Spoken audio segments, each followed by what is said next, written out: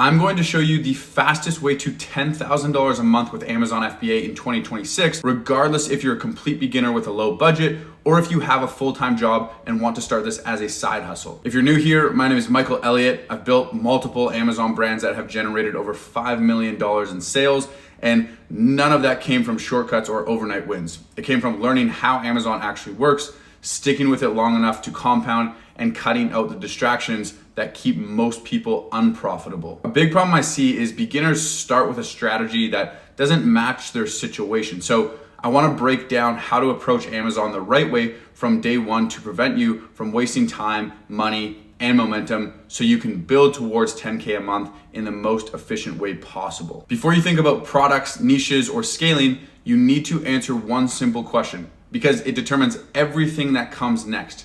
How much money are you starting with? Amazon doesn't have to be slow, people just pick the wrong entry point. If you're starting with little to no money, your job isn't to build a brand yet. It's to learn how the platform works without blowing your savings. That's where things like Amazon arbitrage make sense, not because it's the end goal, but because it forces you to understand fees, demand, listings, and sales velocity using real data. You're buying experience with time instead of capital. On the other hand, if you have a full-time job or disposable income, that's your unfair advantage. You don't need to spend months experimenting with side methods just to learn. You can go straight into private label, which means you're launching your own product and building a brand around it. Because you can afford to test, make mistakes, and improve without resetting every time something doesn't work. And if you're worried this sounds too advanced, it's 2026. We have AI to do all the heavy lifting for us. It's truly never been easier to get to 10K per month with Amazon. Amazon FBA still works for beginners because it doesn't require you to know everything up front. It requires you to stay consistent long enough to learn. I've seen people start completely broke and still make this over time. What starting capital really affects is how fast you move, not whether you're allowed to win. If you have more money, you can test faster. If you don't, you just have to be smarter about how you start. Either way, the opportunity is still there, which is why the real decision isn't, can I do this? It's, what's the smartest way for me to begin? That question matters because it determines how you should use Amazon in the early stages. If you're starting with very little money, arbitrage, which is when you find a product that's on sale on one website and you buy it so you can sell it for a profit on Amazon, that makes sense because it lets you learn Amazon without pretending you're building a brand yet. You're working with products that already sell, so you're not guessing if demand exists. You get to see how listings perform, how long inventory actually takes to move, and what your payouts look like after Amazon takes their cut. That kind of exposure teaches you how the platform behaves in real life, not just how it's supposed to work in theory. Once you've seen that enough times, your decision stops being random. And that's where people usually make their first big mistake. What usually happens is they rush the process before they understand it. When someone puts all their money into one private label product, every result feels heavier than it should. A slow start feels like something's wrong. A small issue feels like proof it won't work. Instead of adjusting and learning, they panic and restart. That's not because branding is hard, it's because they skip the phase where you learn how Amazon actually works. Without that foundation, it's easy to confuse normal early stage silence with failure. That difference becomes clear when you compare it to people who aren't under that same pressure. Now, this doesn't mean you need a high-paying job or a lot of money saved. It just means the less pressure you're under, the clearer you think. When you're not relying on your first product to immediately change your life, you make better decisions. You're more patient, you're more willing to adjust instead of quitting. I've noticed that people who give themselves a little breathing room tend to stick with the process longer, and sticking with it is what actually creates results. That patience matters even more now because of how much faster execution has become. Thanks to AI, it's easier to execute today than it has ever been. AI can help you organize research, speed up listing optimization, and remove a lot of the friction that used to slow beginners down. But it doesn't replace thinking. You still have to choose a product that makes sense and read the data honestly. Tools can help you move faster, but they won't stop you from moving fast in the wrong direction. And once you combine the right starting approach with better tools, the next thing that matters is picking a first product that keeps risk low while helping you learn as much as possible. At this point, the goal isn't to build something massive, it's to build something clean. Most people think their first product needs to be special, but the fastest wins on Amazon usually come from boring products done correctly. If you're launching private label as a beginner, speed comes from simplicity. Low price products, lightweight items, and small bulk orders let you move faster because shipping is cheaper, risk is lower, and mistakes cost less. You're not trying to impress anyone, you're trying to get data. How does your listing convert? How do ads perform? Where do people drop off? That information is what accelerates everything else. This is also where a lot of people overcomplicate things by waiting for perfect conditions. They spend months researching instead of launching and adjusting. The fastest sellers aren't reckless, they just understand that feedback only comes from being live. Quick side note, if you want to see this entire process broken down step by step, I have a free 4-hour Amazon FBA course on my YouTube channel that walks through product research, launching, and optimization in real time. It's the most detailed breakdown I've put out, and it's completely free. Make sure to check it out after this video. Now, when I think about a low risk first product, I'm really thinking about how clean the learning process is. You're not trying to build something massive yet, you're trying to build something that gives you clear signals. A low risk product has obvious demand, straightforward functionality, and simple numbers. If it doesn't sell, you can usually pinpoint why without guessing. That's the key early on, being able to look at results and actually understand what they're telling you, which sets the tone for every decision that follows. That naturally leads into why boring products tend to outperform flashy ones in the beginning. Simple, lightweight products move faster because there's less friction at every step. Shipping is cheaper, bulk orders don't feel overwhelming, and mistakes don't cost as much. You're not trying to impress anyone with innovation here. You're trying to move efficiently. When a product is simple, you can focus on the fundamentals: pricing, listing quality, and visibility without getting distracted by the complexity. That simplicity creates momentum, and momentum is what lets you start learning instead of overthinking. You have to think about it like your first product's job is to answer questions. How does your listing convert? Are people clicking but not buying? Do ads get traction or fall flat? Where does interest drop off? Those answers matter far more than early profit. This is the phase where data starts replacing guesswork. Once you have real data in front of you, decisions stop feeling emotional. A lot of people will overthink instead of taking action. They keep tweaking listings, second guessing product choices, or waiting for the perfect moment to launch. It feels productive, but nothing is actually changing. Amazon doesn't reward preparation without execution. Until a product is live, every assumption is untested. The fastest sellers aren't reckless, they just understand that feedback only comes from being in the market. And that understanding changes how you think about risk entirely. Launching sooner actually lowers long-term risk because it shortens the gap between assumption and reality. The faster you get feedback, the faster you can adjust before problems compound. Small changes made early are easy to recover from, while delayed decisions usually cost more later. You're aiming to enter the feedback loop as soon as possible. And once you're in that loop, the conversation shifts from launching products to refining, positioning, and perception. A lot of people misunderstand what scaling actually looks like. Most people think 10K a month comes from launching more products, but it usually comes from making 1 or 2 products feel trustworthy and premium. Amazon is a trust-based platform. Even if your product is simple, branding matters because it creates perceived quality. Clean packaging, clear messaging, and a professional-looking listing signal to customers that your product is reliable. You're not trying to build a luxury brand, you're building social proof. When 2 products are similar, the one that looks more established almost always wins. That's why most 10K a month stores aren't massive catalogs. They're focused. 1 or 2 products positioned well, optimized properly, and refined over time. The illusion of quality isn't deception. What we're trying to do is reduce friction in the buying decision. And when you do that, conversion improves, ads get cheaper, and everything compounds faster. Scaling gets misunderstood because people associate progress with activity.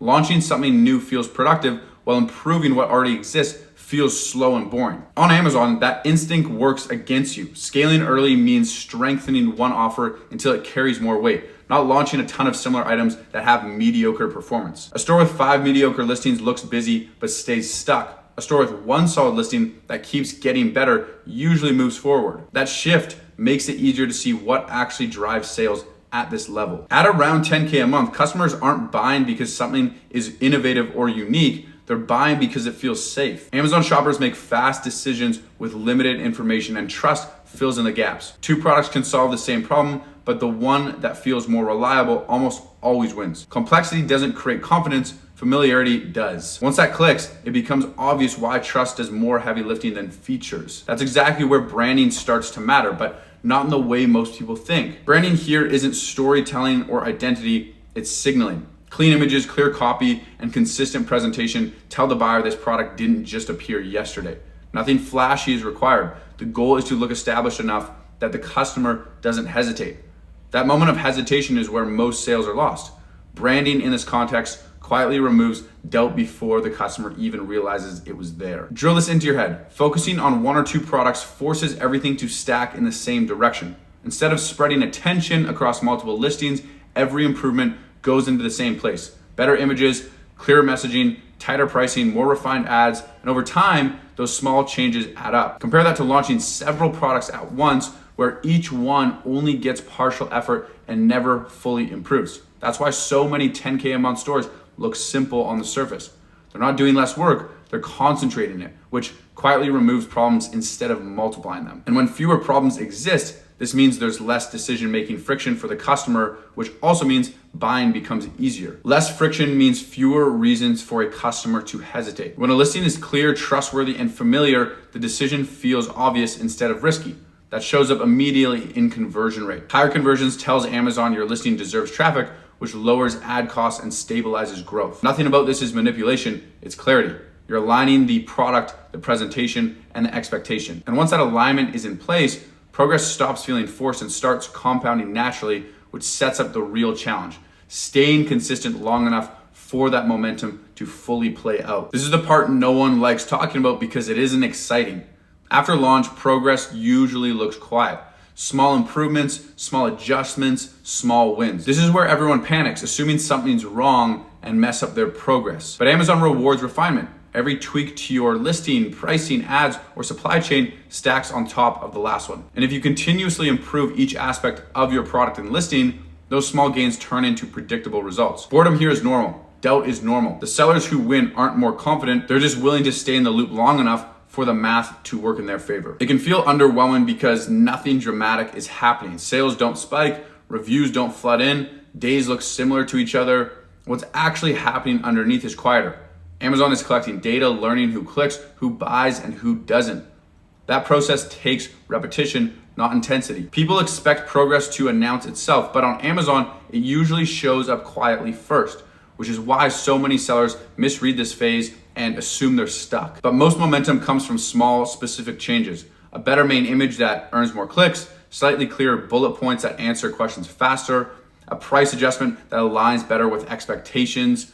None of these feel exciting, but together they change how people interact with the listing. One improvement leads to cleaner data leads to better decisions, and those decisions stack. That's how progress builds here, quietly and usually without a single moment you can point to as the turning point. The issue is that many people interrupt that process too early. They start looking for reassurance too often. Checking results daily creates pressure to do something even when nothing actually needs fixing yet. Restarting and launching a new product feels like movement.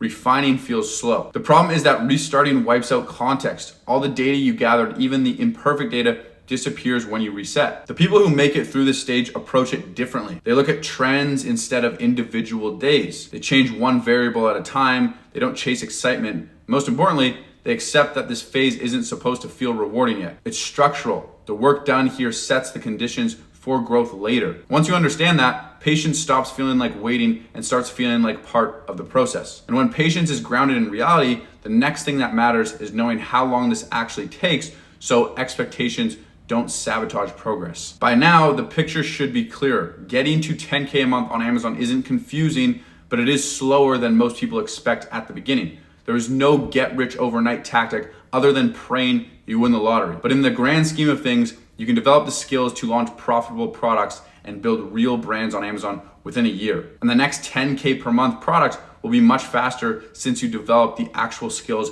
rather than relying on luck. Once expectations line up with reality, the process stops feeling chaotic and starts feeling manageable. In practical terms, fast means you're not stalling yourself.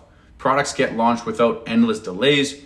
Changes get made based on data instead of guesses. Weeks are spent improving something that already exists instead of starting over. Someone moving efficiently might still take time to reach 10K a month, but they're not losing momentum to indecision or distraction. Progress shows up as steadier movement, not dramatic jumps. That makes it easier to understand the path most sellers actually follow. The early phase is mostly confusion mixed with learning. Numbers move inconsistently and nothing feels stable yet. After that, patterns start forming. Certain keywords work, ads behave more predictably, conversion becomes less erratic. Then refinement takes over where small changes start having clearer effects. Final phase is consistency, where the system holds together without constant intervention. These phases don't announce themselves while you're in them, but they almost always show up in this order. Knowing that changes how progress should be evaluated early on. Before revenue means anything, progress shows up in understanding. You know why something worked instead of guessing. You can explain why sales dipped instead of panicking. Listings improve because you see what customers respond to.